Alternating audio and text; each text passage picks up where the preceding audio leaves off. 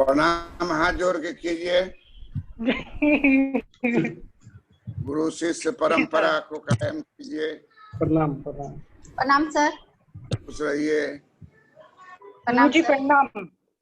खुश रहिए, खुश रहिए। हाथ जोड़ के जो प्रणाम करेगा डबल बेनिफिट। प्रणाम सर। खुश दीदी रहिए। नहीं कर रही है, दीदी नहीं कर रही है। कर ली है, कितना बार कर रहे हैं? प्रणाम सर। ऐसे 1 मिनट ले। हाँ, सब आदमी किया है। अब नवनीत अभी आया है।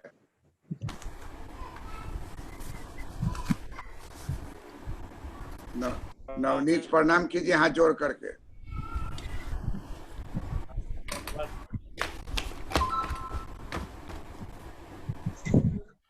हाथ जोड़ के प्रणाम नवनीत कीजिए।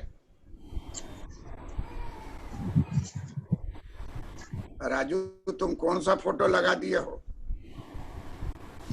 सर बचपन का फोटो लगाए हो?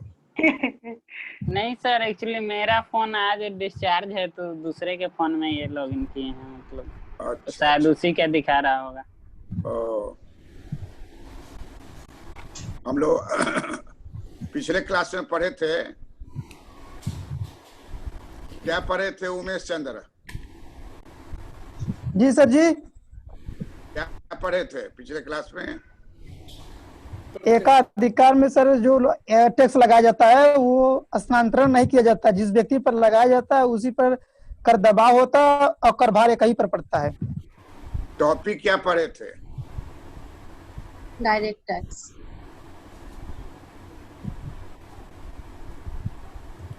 टॉपिक जो पढ़े थे उसका नाम क्या था? हेडिंग क्या था नाम? प्रत्यक्ष कर, शिफ्टिंग ऑफ टैक्स। टॉपिक देख करके बताओ क्या पढ़े हो? Impact of tax, shifting of tax, incidence of tax.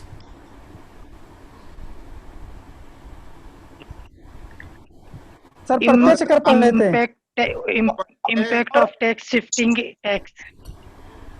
Effect नहीं, impact of tax. Effect of tax तो बहुत पहले पढ़ चुके हम लोग। Impact of tax, shifting of tax, incidence of tax. Incidence of tax. Umesh कौन सा टॉपिक पढ़े? सर जी, कर दबाव, कर विवर्तन, कर भार। हाँ, जो पूछा जाए उसी सवाल का जवाब दीजिए। आप मोनोपोली लास्ट का जो बात है वो बोल रहे हैं, टॉपिक पूछ रहे हैं। किस टॉपिक को हम लोग पढ़े थे? हम लोग पढ़े थे कर दबाव, कर विवर्तन, कर भार। अब हम लोग पढ़ेंगे पूर्ण प्रतियोगिता के बाजार में कर दबाव, कर विवर्तन, कर भार। टॉपिक बदल जाएगा, नाम हो जाएगा पूर्ण प्रतियोगिता के बाजार में कर दबाव, कर विवर्तन और कर भार।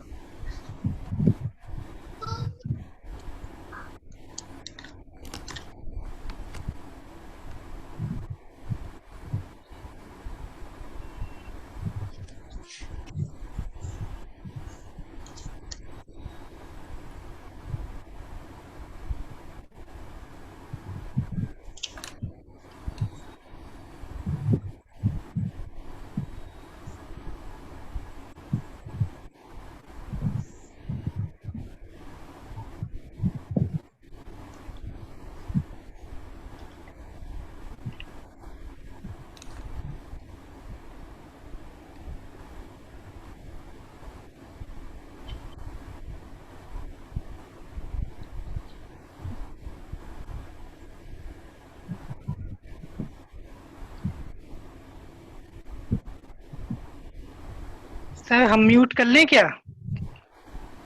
म्यूट कर लीजिए, म्यूट कर लीजिए। आवाज आ रही है। गुड इवनिंग सर, अपना अनम्यूट कर लीजिए सर।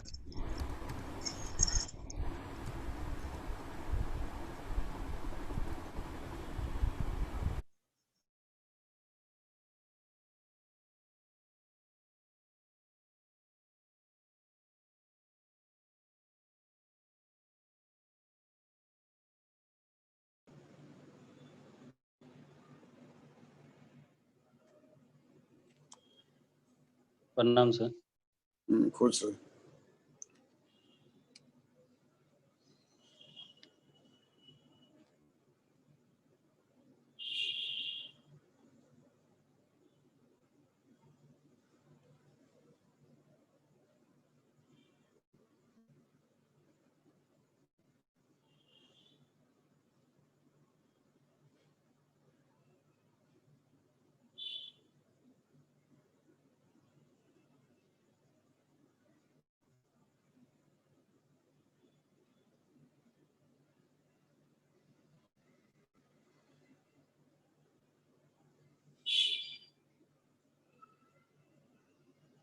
पूर्ण प्रतियोगिता के बाजार में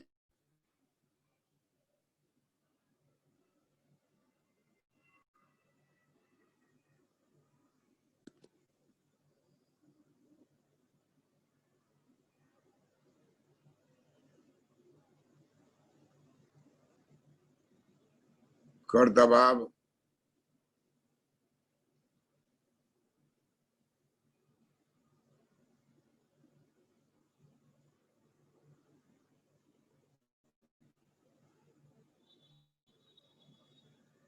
कब कर विवर्तन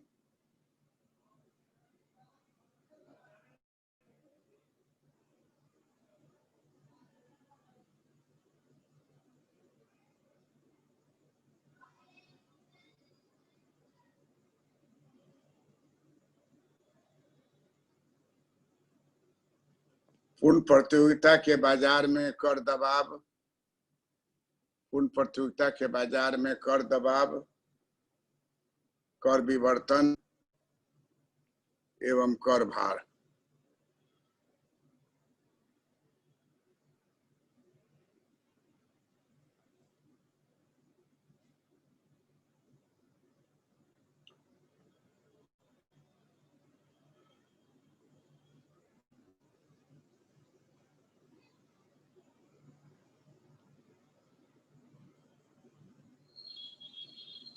पूर्ण प्रतियोगिता का बाजार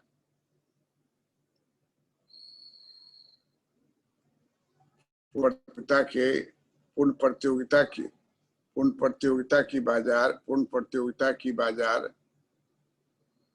प्रतियोगिता की विशेषताएं।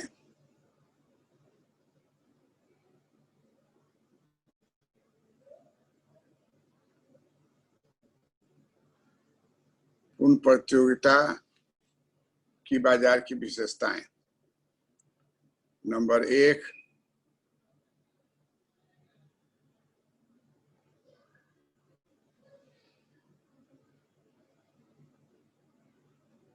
क्रेताओं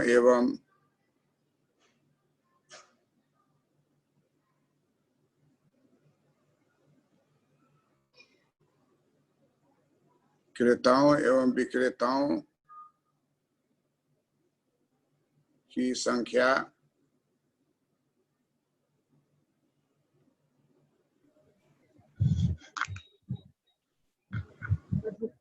का अधिकतम होना।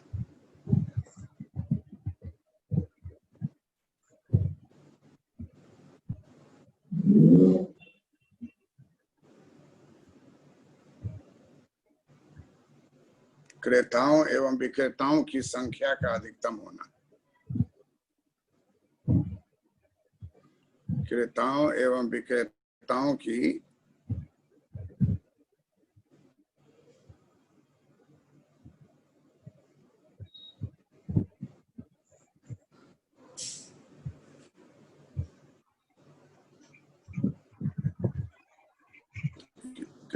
विक्रेताओं की संख्या का अधिकतम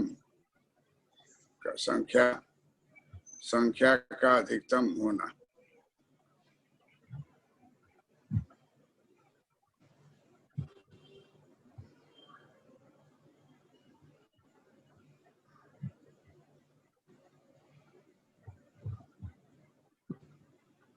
बाजार की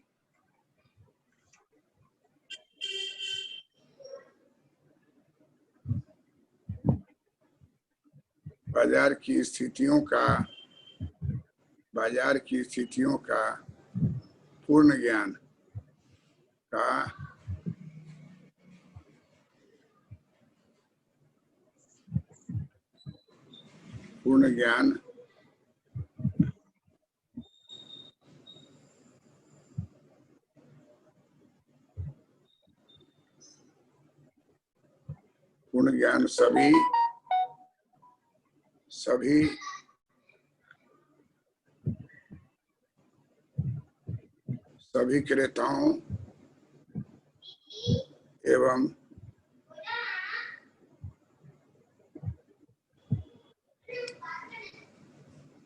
सभी क्रेताओं एवं विक्रेताओं को होना।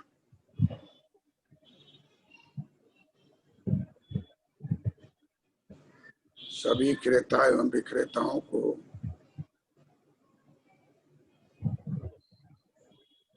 होना। पूर्ण प्रतियोगिता की बाजार की विशेषताएं।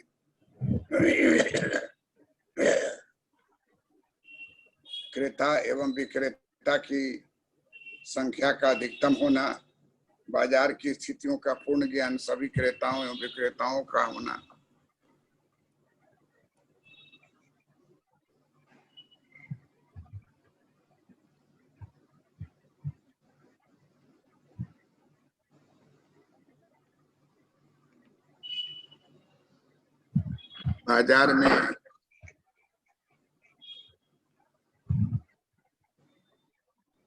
बाजार में समरूप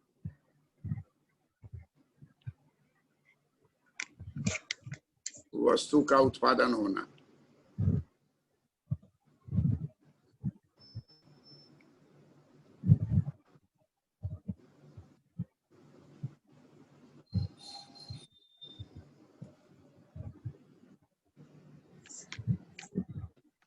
बाजार में समरूप वस्तु का उत्पादन होना।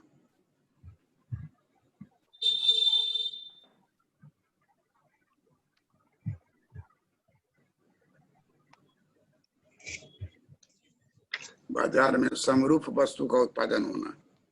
नंबर 4,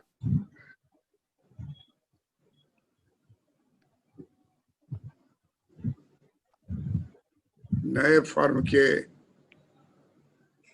प्रवेश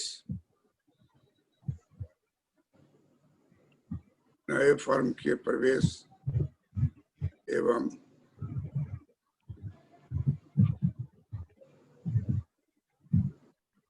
पुराने फर्म को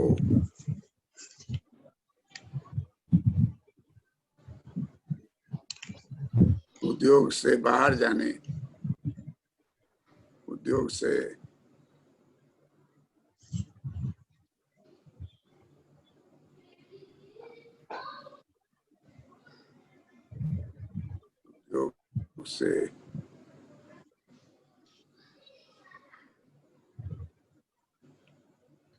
नए फर्म के प्रवेश एवं पुराने फर्म को उपयोग, पुराने फर्म को उद्योग से बाहर जाने की स्वतंत्रता।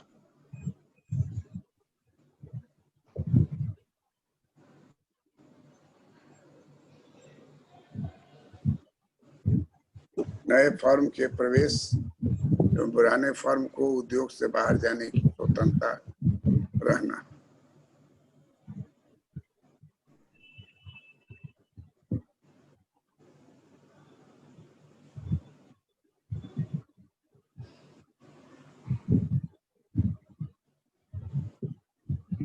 बाजार में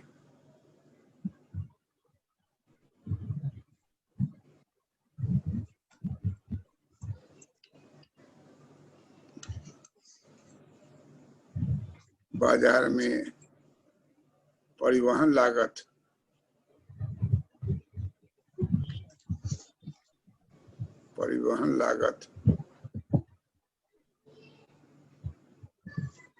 बाजार में परिवहन लागत को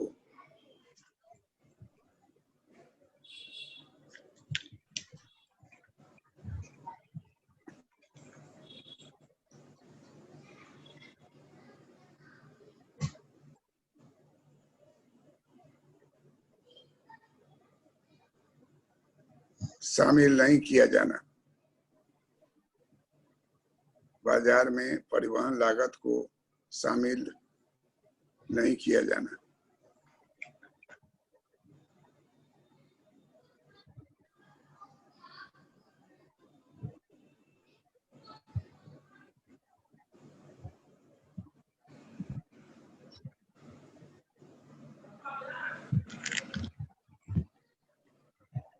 और छठा है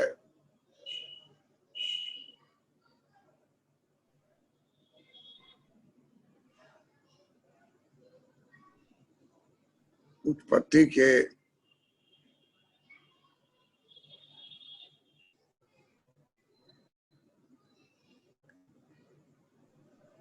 सभी साधन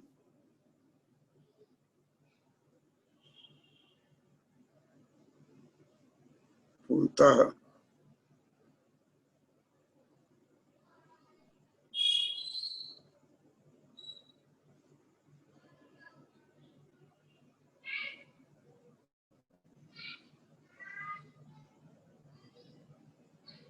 गतिशील होते हैं। उत्पत्ति के सभी साधन पूर्णतः गतिशील होते हैं।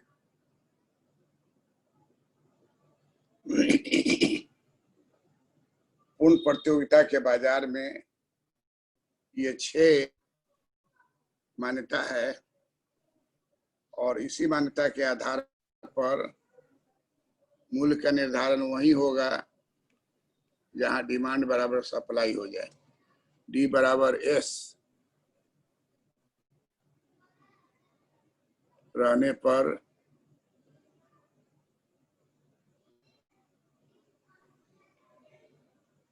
संतुलन मूल्य निर्धारित होता है।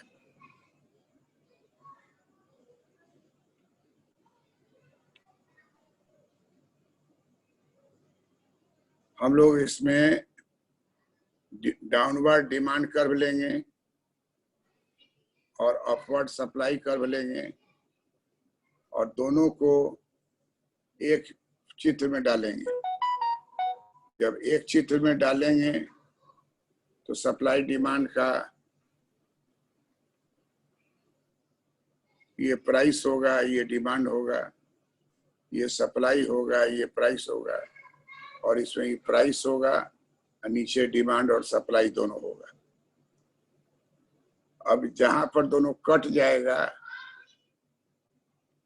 वही हो गया मूल्य।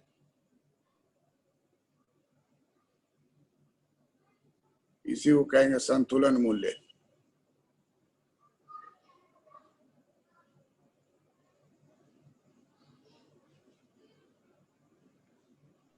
संतुलन मूल्य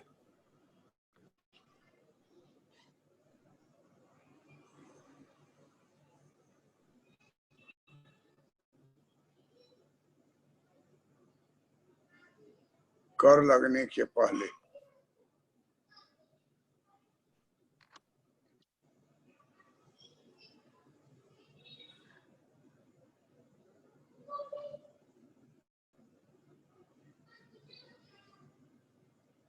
कर लगने के पहले संतुलन मूल्य होगा।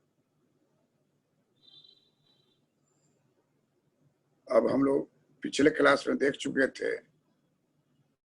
कि सप्लाई कर्व अगर अपवर्ड है तो ठीक इसके ऊपर शिफ्ट कर जाएगा टैक्स लगने के बाद।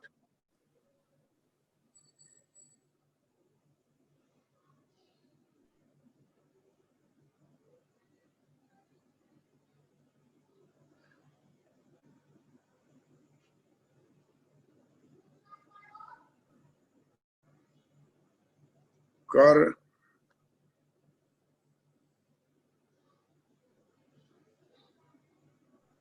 लगने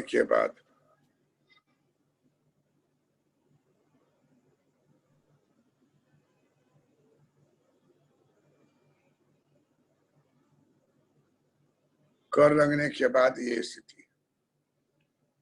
चित्र नंबर 1 है, चित्र नंबर 2 हो गया ये चित्र नंबर 3 हो गया, ये चित्र नंबर 4 हो गया।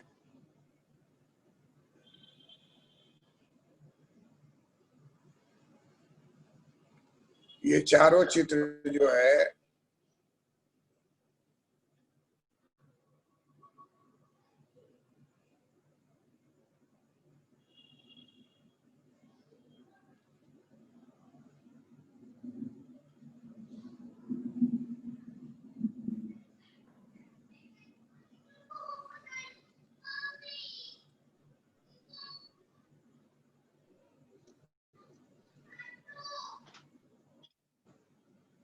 संतुलन मूल्य ई है और बाजार में संतुलन मूल्य ही है, तो प्राइस हो गया ओपी, ओपी मूल्य हो गया, और एम जो है सो मांग और पूर्ति हो गया। एम हो गया मांग और पूर्ति।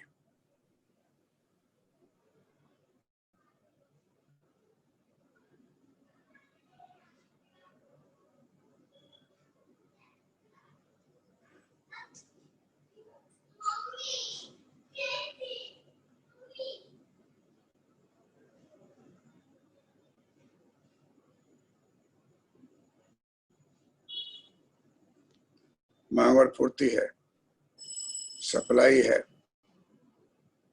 अब हम लोग को दिखाना है कि कर भार किस पर पड़ता है। तो जिसका रेखा खिसक जाएगा उसी पर कर भार पड़ेगा। तो यहाँ सप्लाई कर्व खिसक गया है, तो कर भार किस पर पड़ेगा? सप्लाई को विक्रेता पर। विक्रेता से 30%। ओके, डबल ट्रिपल हो जाएगा मेरे का। नहीं वो मना के ना। हाँ हाँ, इसी का चार्जर लगाना है।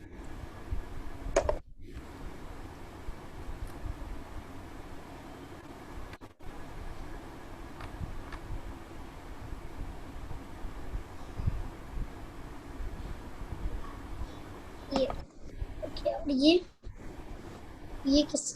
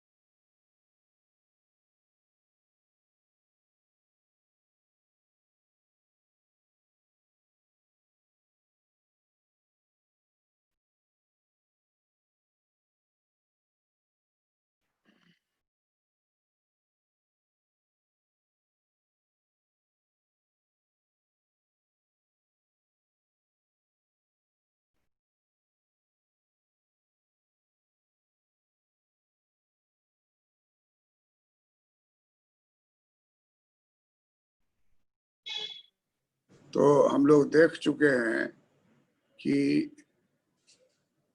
वाई एक्सिस पर मूल्य है,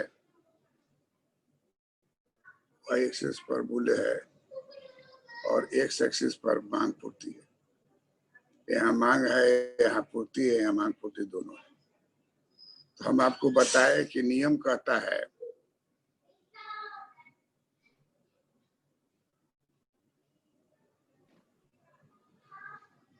कि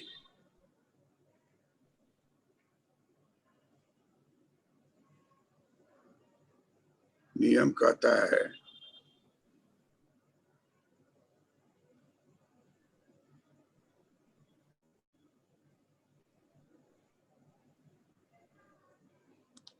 कि सप्लाई कर्व अगर शिफ्ट कर जाएगा SST, तो इसका मतलब विक्रेता पर कर लगा। तो कर दबाव किस पर पड़ेगा? जिस पर पहले जिसका सप्लाई कर्व घिसकेगा, तो इसका मतलब उसी पर कर लगा है, विक्रेता पर। कर दबाव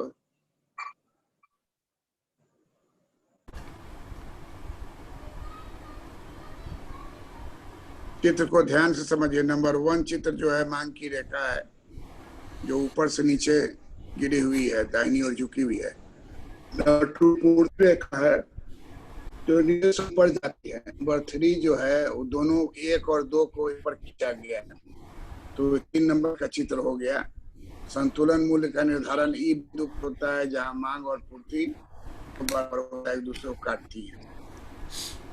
और यहाँ दिखला रहे हैं कि सप्लाई रेखा एस है और ऊपर खिसक गया तो पीला वाला हो गया एस टी हो गया करने के बाद। तो जिसका रेखा घिसकेगा उसी पर कर दबाव पड़ेगा। तो कर दबाव पड़ा, कर दबाव विक्रेता पर पड़ेगा।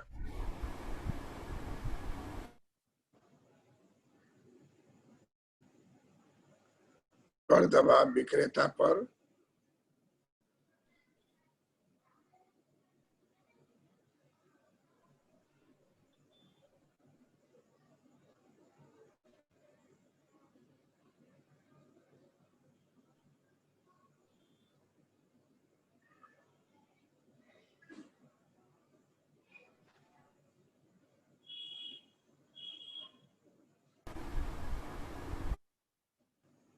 कर दबाव विक्रेता पर पड़ेगा।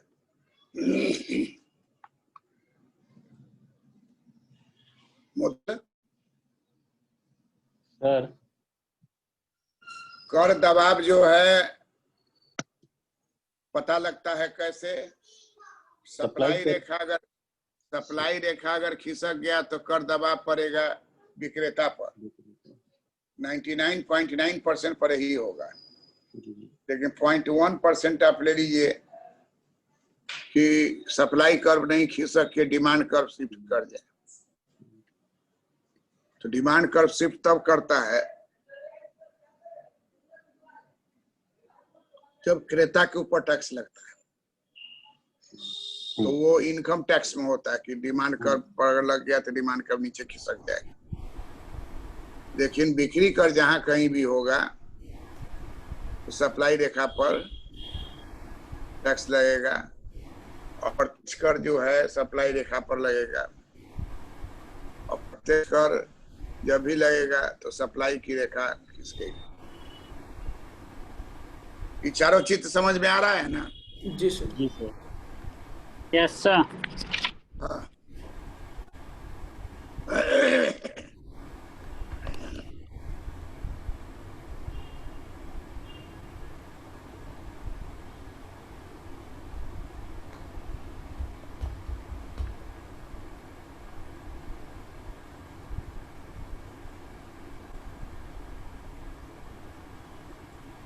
अभी चारों चित्र जो है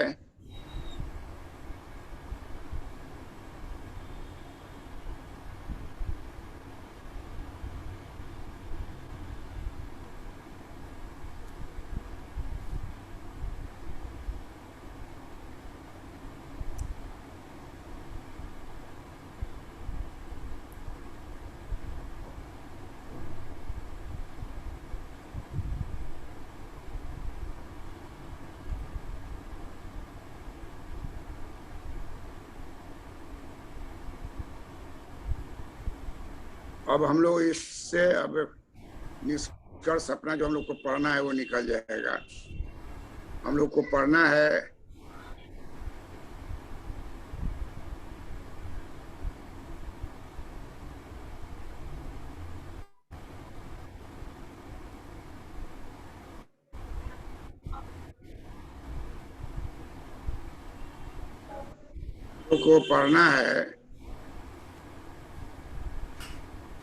कि सप्लाई कर्व कहाँ है।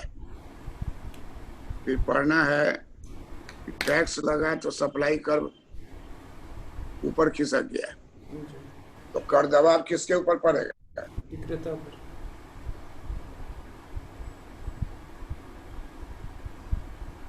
कर दबाव किस पर पड़ेगा? विक्रेता पर। जोर से बोलो। विक्रेता पर। हाँ। अब हम लोग इसके ऊपर एक डिमांड कर्व डालते हैं। तो पूर्ण प्रतियोगिता के बाजार में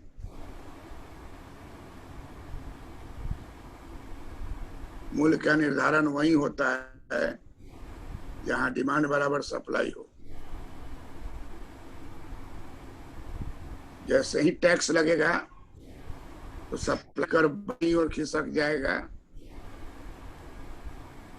और एक नया लकीर खिंचाएगा, क्योंकि सप्लाई और जब बाएं घसकेगा तो मांग की मात्रा घट जाएगी, प्राइस जो है टैक्स के बाद बढ़ जाएगा।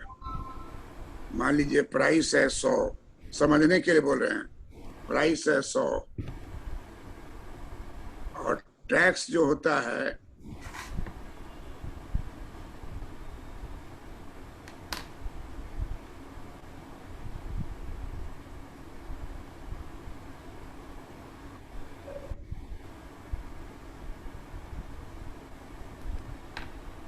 टैक्स जो होता है बराबर जान लीजिए कि यही दूरी टैक्स है।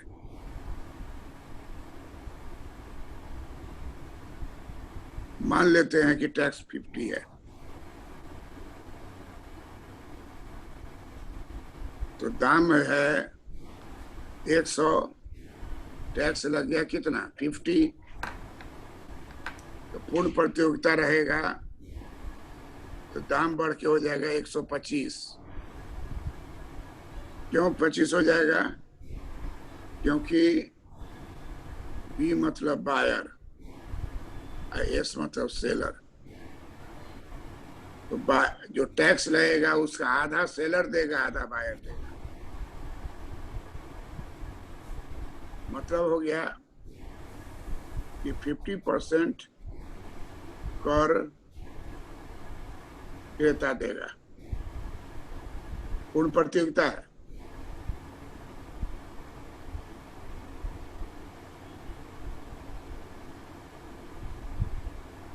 फिफ्टी % कर विक्रेता देगा।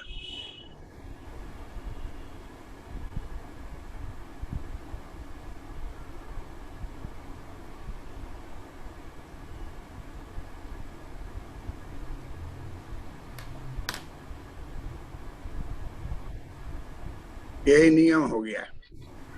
नियम हो गया कि 50% क्रेता देगा। दूसरा नियम हो गया कि रेस्ट 50% विक्रेता देगा। नीचे वाला जो ट्रायंगल है वो विक्रेता का होगा, ऊपर वाला ट्रायंगल जो है वो क्रेता का होगा। दोनों ट्रायंगल बराबर बराबर दूरी का होगा। इसका मतलब हो गया कि 25 रुपया जो है वो क्रेता देगा, 25 रुपया देगा विक्रेता।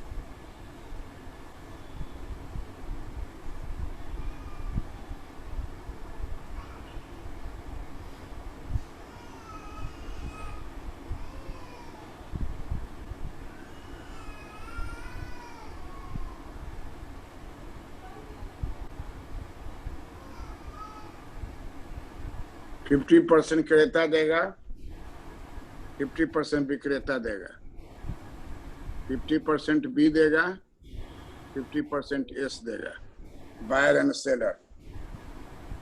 बी का मतलब हो गया क्रेता,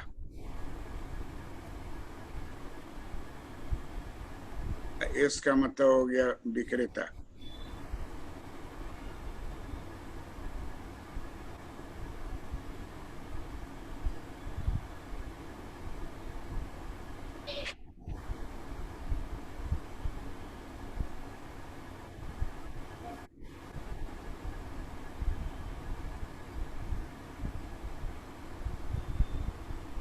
%,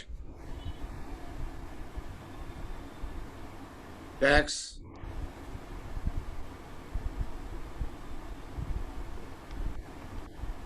will be paid by buyer and 50% tax will be paid by buyer and 50% tax 50% tax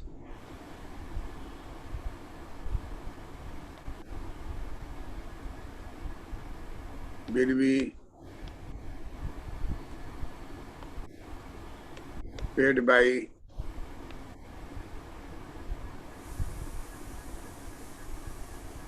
seller under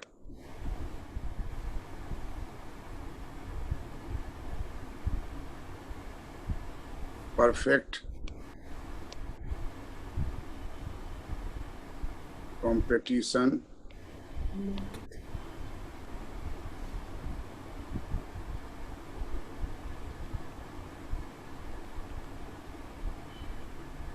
%50 tax will be paid by buyer, 50% tax will be paid by seller under perfect competition market.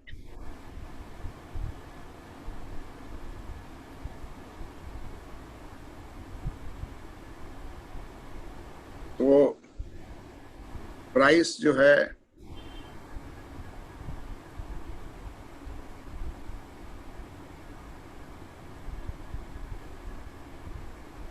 Price before tax, price before tax equal to 100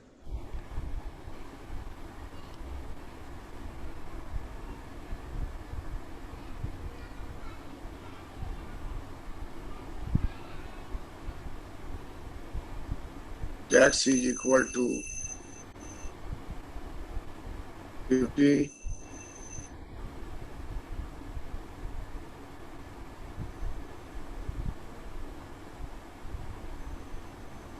price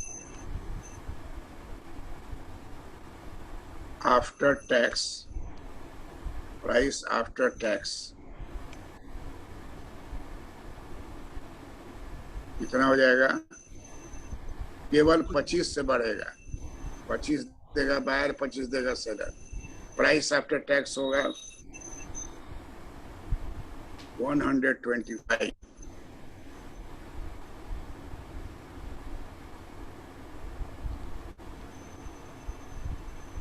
It means buyer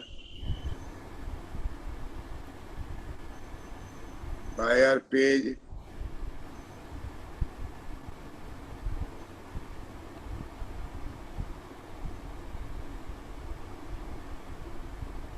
$25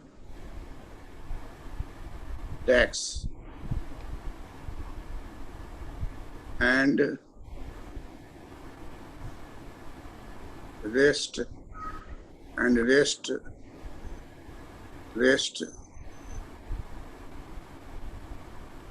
25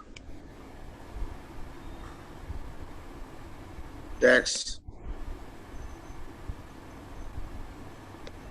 will be paid by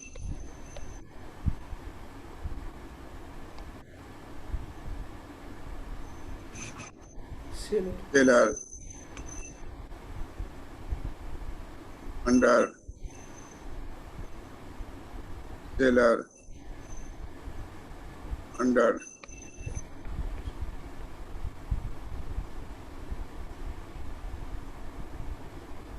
perfect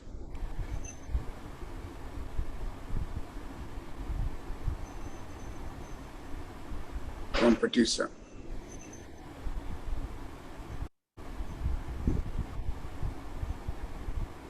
%25 tax क्रेता देगा rest 25% tax विक्रेता जमा करेगा। सरकार के खजाना में 50 tax पहुंच जाएगा, 25 बायर देगा, 25 सेलर देगा, 50-50। पूर्ण प्रतियोगिता के बाजार में 50-50 टैक्स का बंटवारा होता है। और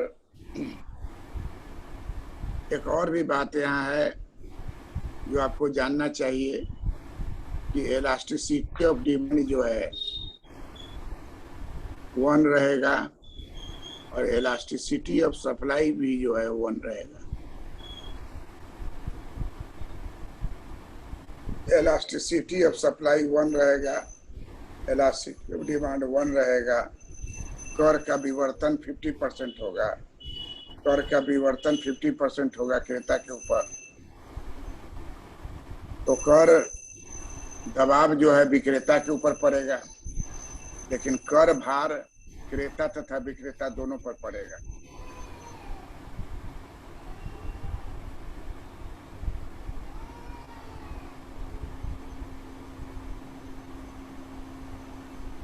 Impact of tax on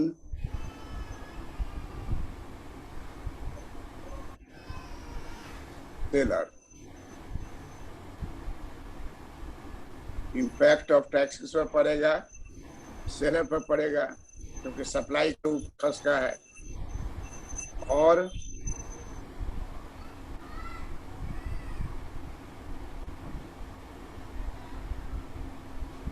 incidence of tax on both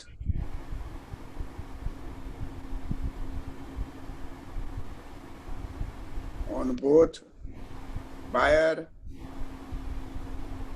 and seller. Anit जी जरा म्यूट कर लीजिए ना। सवाल म्यूट कीजिए। Impact of tax on seller, impact of tax on seller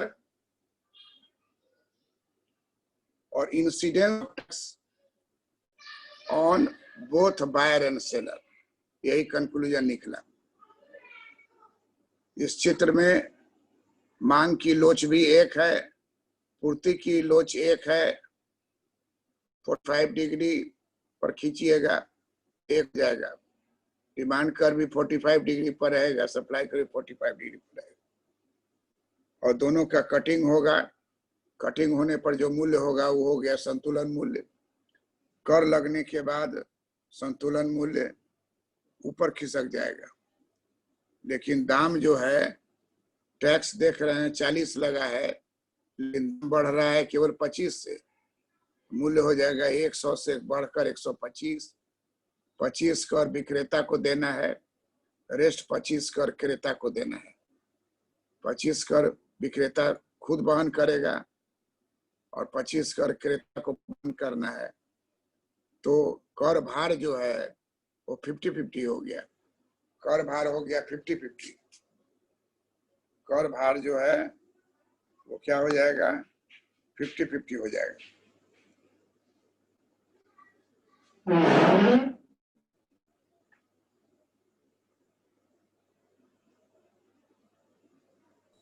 sir जी, हाँ, सर जी एक बार फिगर बता दीजिए।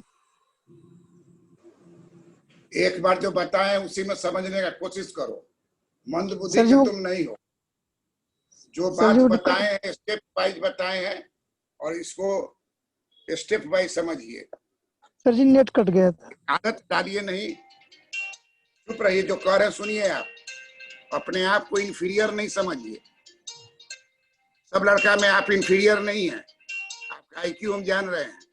ध्यान से देखिए, फिर से बोल रहे हैं, ध्यान से देखिए। आपके भीतर में फियर कॉन्शियसनेस एक है कि 2 बार 3 बार पूछेंगे तो उससे तो 100 बार एक ही बात को बताएंगे। लेकिन उस लायक आप है नहीं। आपका दिमाग ठीक है। देखिए यहाँ पर स्टेप बाय देखिए, पीछे से कंसंट्रेशन बराबर पीछे से रखिए। डिमांड कर्व डाउनवर्ड स्लोपिंग है, पहला चित्र। सप्लाई कर्व दूसरा चित्र अपवर्ड स्लोपिंग है। तीसरा चित्र में डिमांड सप्लाई दोनों को एक साथ रखा गया और कटिंग हुआ तो संतुलन मूल्य हो गया। संतुलन मूल्य ओपी है। ये बात समझ में आई जो पिछला चित्र है?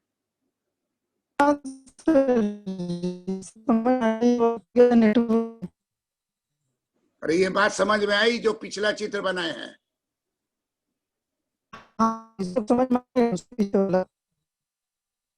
अरे आवाज क्या नहीं आ रहा है तुम्हारा उमेश? अरे सर जी वही नेट कट गया था ना, नेट नहीं था, वही कट गया था, तभी पूछ रहे थे ये लास्ट वाला अभी जो बताए थे आप। लास्ट वाला ने छोड़िए ना, पहला वाला बताइए ना। पहला वाला समझे कि नहीं? एगो मांग की रेखा खींची हुई है, खींचे हैं कि नहीं? जी सर। एगो पूर्ति की रेखा खींचे हैं, जी। फिर दोनों को मिला के एक तीसरी रेखा खींचे हैं।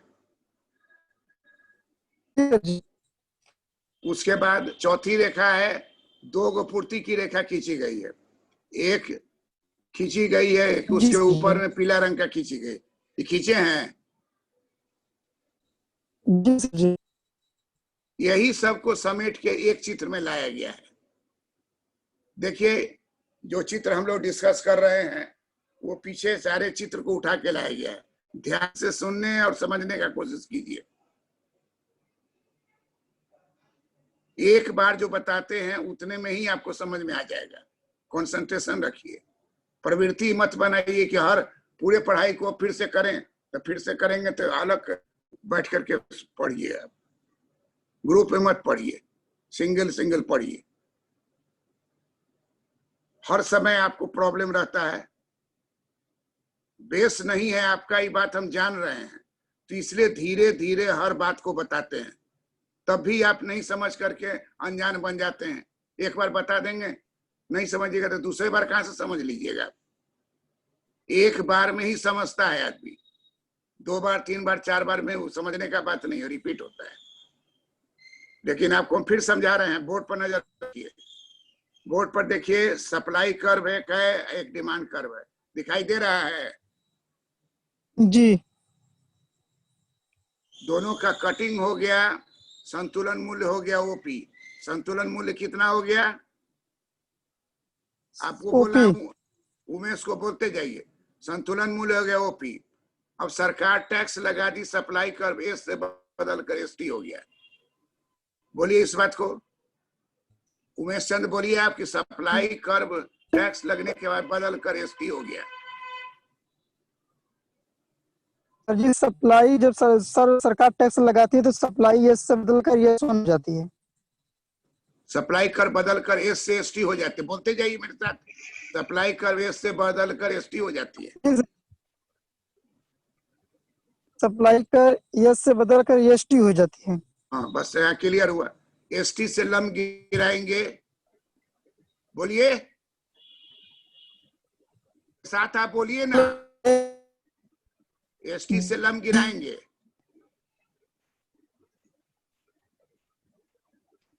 उमेश चंद्रा क्या हो गया तुम्हारा?